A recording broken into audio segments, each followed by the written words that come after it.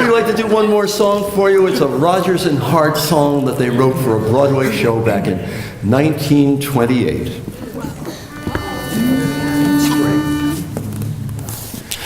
In the spring when the feeling was chronic and my caution was leaving you flat, I should have made use of the tonic before you gave me that. Yes, that. A mental deficient, you grade me. I've given you plenty of data. You came, you saw, and you slayed me. And that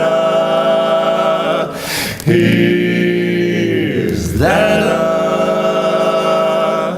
Well, I'm a sentimental sap, that's all. What's the use of trying not to fall? I have no will, you made your kill, 'cause you took advantage of me. Oh, I'm just like an apple on a bough, and you're gonna shake me down somehow. So what's the use? You've cooked my goose, 'cause you took advantage of me. Oh, I'm so hot and bothered that I don't know my elbow from my ear. I suffer something awful each time you go, and much worse when you're near, so near.